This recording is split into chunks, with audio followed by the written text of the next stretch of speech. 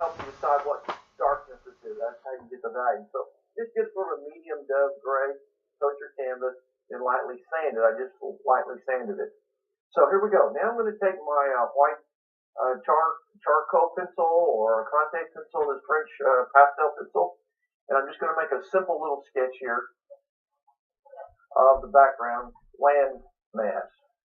We're not going to draw the church in yet or any of the other components. I might want to just kind of, I like this little bank right here. This is really cool. I love eroded banks. Coming from the Midwest in Oklahoma where I'm at, where I grew up, we have a lot of eroded banks, very artistic. I've actually won awards in some of my paintings over the years just with the land masses that you put in a painting. See, painting isn't just about a particular subject. It's about the composition of a subject, the interest of a subject. And you can do anything that's interesting and really have great results. So anyway, just a simple land mass, well, about almost halfway actually. There's a little kind of a little dip here. Now we're going to paint the sky, and then we'll start with the background trees, and we'll just come forward until we get all the components in here. This is going to be a late evening, sort of a hazy sunset, and so we're going to go back to our hake brush and our number 10 bristle brush. You're going to need both of those, and we'll start with the number 10. Now what I'm going to do is take my mister bottle, I'm going to lightly mist the sky just to give myself a little blending time. Don't get it too wet. And now you're going to take your gesso, just take this brush, I got a brush in both hands, and you just streak on the gesso, like this.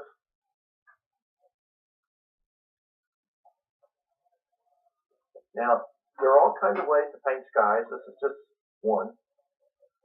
But this is the one I use when I do a lot of these kind of things, sunsets and so forth. Now, this is just to give me a little bit of a blending base. And with that little bit of water on there, it'll give you a little more time, especially in the studio here where we're taping a show. They got all the hot lights and it gets really hot in here and the water evaporates quickly. When I lived in New Mexico many years ago, where the humidity's low, and somebody that live in those kind of areas has that same problem. I had to have a humidifier installed in my studio just to keep moisture in. Okay, I'm just going to cover this. Now, the reason I'm using this instead of my script hake brush is I kind of want a lot of brush strokes. I want a little movement in this. Well, this way I want to smooth this one out like we do sometimes. I am going to use the hake brush in a minute to clean it up a little. All right, well, that's still wet. Now come down here and you add your sort of your sunset colors. And you can see it's kind of a dirty, hazy. We'll start with a little orange, maybe a touch of cadmium red, and just streak it across like this. I'm going to pick up a little alizarin crimson over here as well.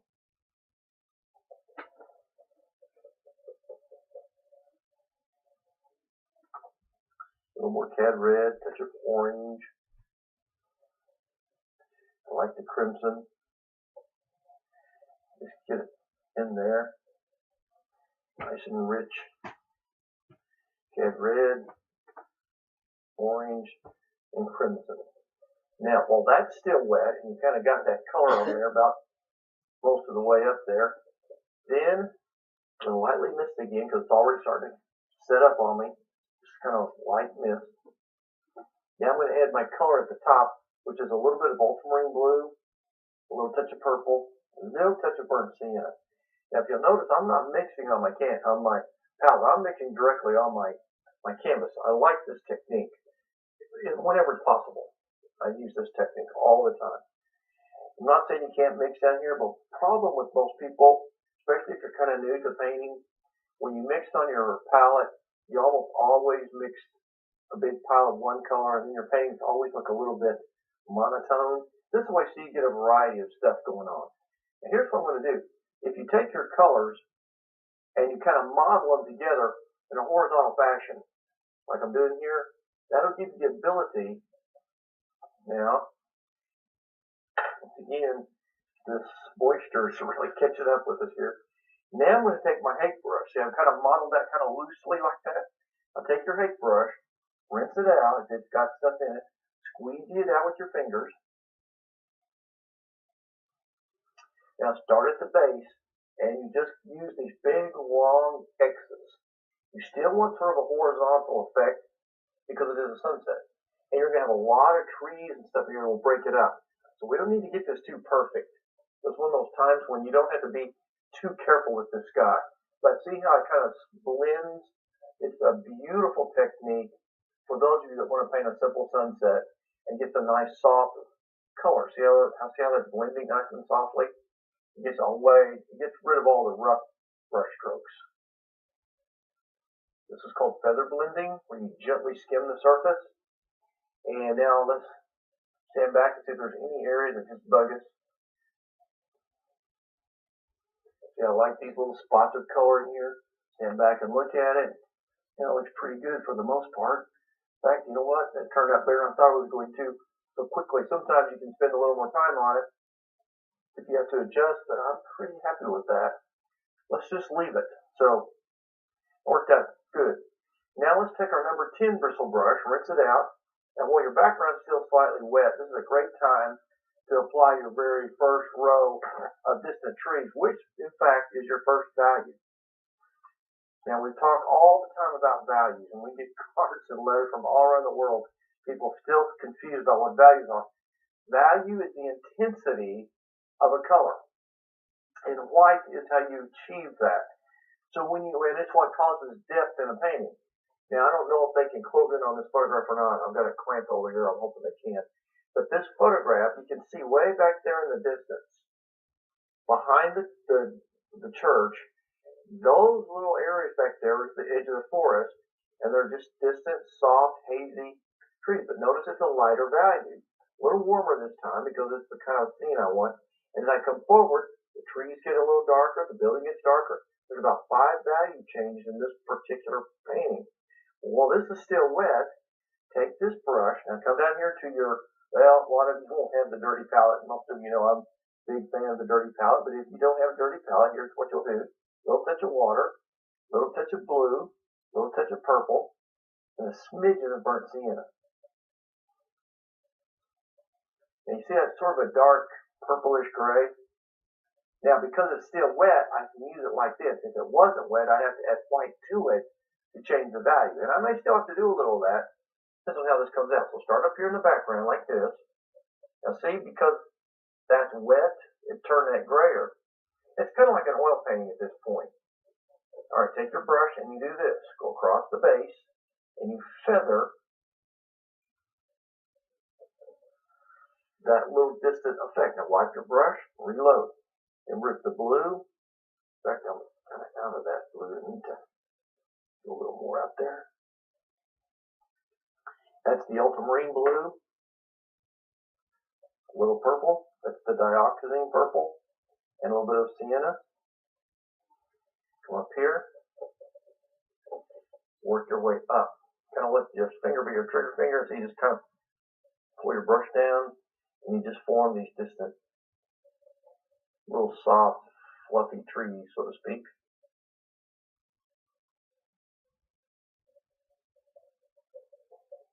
You know, making it fuzzy on the edge. This will give you the suggestion of distance. And be sure you blur this edge across the base.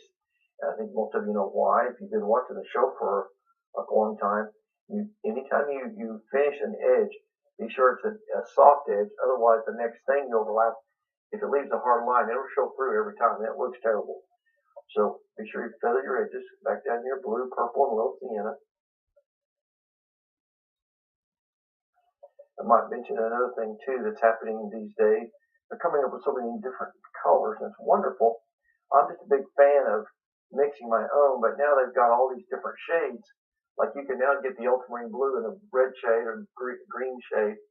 Well, you know, I have people all the time say, well, which is the best? Well, there's no best. It just depends on what you want in your painting. But no matter which shade it is, if it's like in this one, I'm using the ultramarine blue. This is the green shade. And you just have to compensate. If it turns a little greenish on you, then you have to compensate by adding certain colors, obviously, to make do what you want. So I come up with all these different things. And part of that's to help cut down on mixing and so forth. And it's kind of okay. But I still like to teach my students to mix as much as they can. All right, I see how I've got a little lighter value here. because I put more emphasis on less paint. So I'll let the background blend into it. Here it's a little darker. Now I'm just going to work on shaping by just dragging my brush down like this and kind of letting the edges kind of feather. And these little trees that you see back here will sort of disappear. When we get to building, all the dead trees in there, these are just to give you the suggestion, the edge of the forest for this little church in the Wildwood. And like I said, we're really having fun traveling around the country, doing different parts of the country. We really appreciate you sending your photos in so we can study and see what's out there. Even though I've been in almost all the states now, one of the things that's fun for me is to have you guys send things in your area so I can see some of the things that I haven't seen. I'm working this edge nicely. I like this little movement in there. It looks really good. That creates a nice level of depth. Now, while that's drying, the next thing we're going to do, and I'm going to look up here at my photograph, I'm going to go ahead and lay out the road area. Now, that's just, remember, this first session, it's always about underpainting and blocking in. So once again, if you're kind of new to the program, you always just block in and paint like this real loose and free. We still get some funny letters from people that, man, I didn't know how you were going to get out of that mess. Well, it does start kind of messy, but in the next session or two, you'll see it develop. It's really exciting. So now where the road's going to go, kind of right through here, the church is going to sit kind of right in this general area, almost in the center of the painting, which, by the way, brings up another thing I want to chat about. Over the years, I've heard this constant chatter about you're not supposed to put anything in the center of your canvas. Well, frankly, folks, that's a myth in the fine art world. Now, granted, that's a great way to teach someone that's brand new, a novice, like especially if you're doing, decorating, interior design, floral arrangement, some things like that, to learn not to make things evenly spaced. But frankly, you could put, like this church is going to be right in the center. It's not where you place the object that matters. It's how you place it that matters. What shape it is. What other objects are around it to break up the space so it's interesting. Yeah, if you just put a round circle that's perfectly symmetrical right in the middle, or some other object, and you got even space on the other, that's probably not too interesting. But the reality is you can put anything you want to right in the middle of your canvas and just have good space around it, and then just good eye flow. That's all that matters. So, like for instance, now we're going to make this road right here, and then our church will go here, and because of all the things around it, you don't even see that the church is in the middle. So that's how you do it. You create a diversion. So now we go back down here to the same color we're just using. Now this time I want to add a little more sienna, a little burnt umber, and you warm it up like this. And put a little water in it. We're still working with the number 10 bristle brush. And all I'm going to do right here is just kind of squiggle in where the road's going to go. And you might say I'm just kind of locating, drawing with my brush. And I know a lot of you have been following the show for many years. Man, we've been doing this for, 25, almost 26 or 27 years now. This is how they always start. And you just got to learn to be patient and watch it develop and grow. Now, I'm just filling this in. And even though we know this road's going to shrink a little bit, anytime you're doing a river, a stream, a pathway, or a road, always underpaint it quite a bit larger than it's going to be when it's finished, because as you build the other land components in around it, it always shrinks it. So that's why you see me doing this. Blue, brown, purple, and just create this sort of dark, kind of a real warm charcoal color. Really, I like this color. I don't know why. It's not very pretty, but I like it. And then that's all you need to do for that. Now, see, this is where the road will kind of come up and meander back in there, and then the church will sit in that general area right there. All right, now, as bad as I hate to do this to you, we've still got quite a bit of time left here on the program, so I'm going to early on do the thing that most of you don't want to do, and our camera people hate it because they have to work harder. But this is the script brush. This is the one brush, including the hate brush, that we get the most comments from, the most letters, the most emails, the most I struggle with in the school. You've got to learn, if you're going to be a landscape painter, you need to learn to use your script brush properly. So let's go back down here to your palette. You take your script brush. This is a sable brush. Nylons and synthetics are okay, but they just don't work as well, so it's better to have a sable if you can. You take the same color you were using, take plenty of water, roll your brush. You want it to be like ink. You probably know what India ink is. Everyone should probably know that. It's just real watery, soupy, but you've got to mix the pigment. See, I'm twisting. See, I'm twisting it in my fingers and pulling back. What that's doing is rolling the hairs together. Now, we can keep it that dark because, again, this is still fairly wet back here. Now, what I'm going to have you do is start over here on the, or you can start on either side, doesn't really matter. Hold your brush up at an angle like this and just begin the process of laying in these distant trees. And you're going to put a boatload. So here's what I'm going to do. I don't want to spend the entire time on this here on the program. I'm going to do a few minutes here, and then I'll show you a couple other minor things we're going to do. And then between now and our next session, I will do the same thing. Take your brush and just fill in all the way across the back here. And you've got to get those in there to set the stage for what we're going to do in our next session. So let's just do a little bit of this so you can see how it's done. And notice how quick I'm doing this. Here's another issue that a lot of people don't scoot way up on the metal ferrule of the brush. Hold it way back towards the end, always at an angle. That way gravity is working in your favor. And the paint's kind of draining down towards the tip. See, these are just distant little wispy trees on the edge of the forest. Now you're going to see why the little trees behind it that we put in a second ago with our bigger brush, where it's so important to get them so perfect. Just feather the edges, because these diffuse those. See how quick I'm doing these? Little wisps. And I mean, folks put tons of overlapping, some a little taller, some a little shorter, some are angled. You can kind of go up and down. As long as you don't get real hard, dark, thick ones. Those will gradually get a little bigger as we come forward. And some will get more detailed. But these are just your distant ones that kind of set the stage for your depth. And it's fun because it kind of loosens you up. You're just kind of whipping your brush like that. And as you skim the surface, because it's still wet, see, it lightens them. It's kind of an automatic thing that takes place here. And thus, it begins to set the stage for the title of the painting, Churchwildwood. And I'm changing it a little bit, obviously. Whenever you do a watercolor study, and a lot of artists do that, and I still do it. I actually have a book out, I think, that I did many, many years ago that has watercolor studies in it. I love to refer back to that, and it's kind of fun.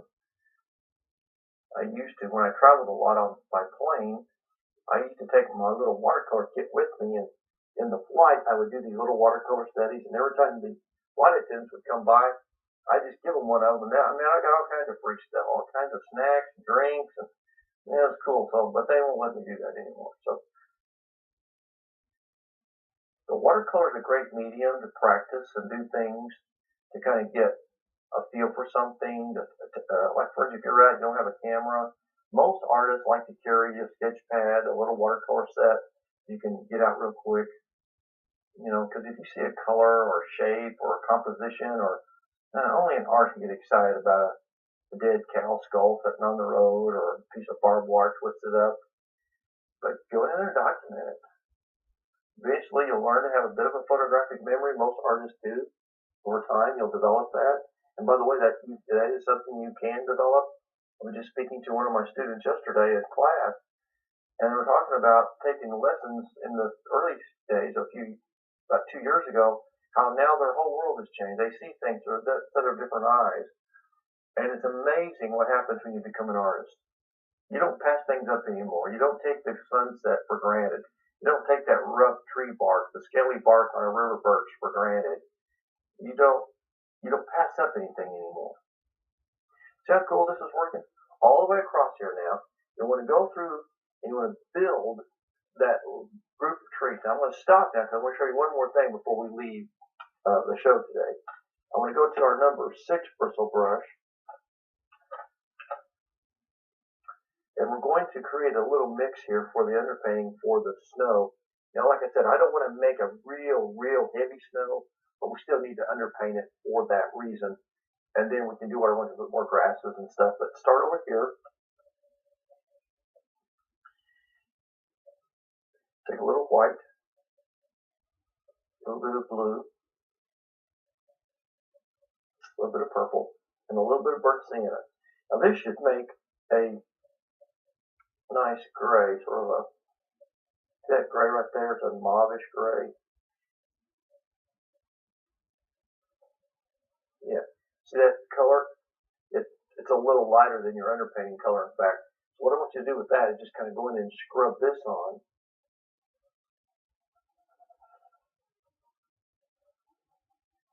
Feather it against the edge of the background there. Don't get it too watery. You want it to be creamy. You've heard me talk about this before. You want your paints to be about the consistency of soft butter. Now notice what I'm doing. I can even take your finger if you want to kind of blur that a little bit. There's nothing wrong with getting your finger in there. It's kind of fun because you can blur. That creates a little soft, blurry edge. You got to get those soft edges in there, folks. That's so important. And this is going to be where the snow will kind of, piles up. Maybe it's been melting now.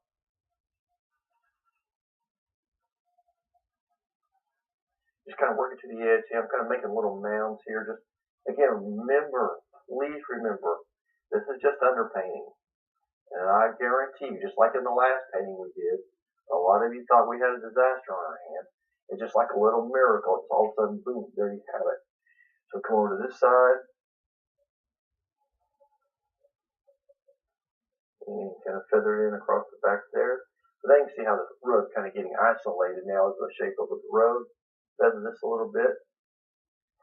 And then this will dry. See, next session, of course, and we'll sketch in our building so we'll know where it goes. Now, this is the, if you get back up here again, if I can get in quickly close it on this. This is the corner here. This is our eye stopper right there in the corner. See this spot right here, folks? This is an absolute necessity in this painting. We don't have a lot of subjects here. We have the church and a couple of trees, and that's about it.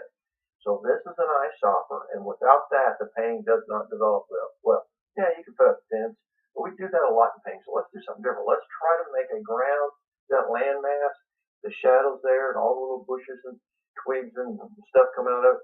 That's what we're going to do, and we'll underpaint that next week. So right now, just paint down to it. You can paint around the edge a little bit with this gray if you like to, but you don't fill in this area. We'll deal with that later. Now, we've got just a couple minutes, a few seconds left here. Sort of down the center of the road where this would probably be rutted. Start right in the center like this and make these little rounded shapes. This will be where the ruts kind of would be. And just kind of do this. Well, as usual, we have to leave. I hate that we run out of time so quickly, but at least we got this far, so try to get it caught up to this point, and we're going to have a great time on our next show. So I want to thank you for joining us today. God bless you. Stay inspired. And I promise I'll see you right here real soon on another session of Paint This with Jerry Yarnell. Episodes of Paint This with Jerry Yarnell are available at Yarnell.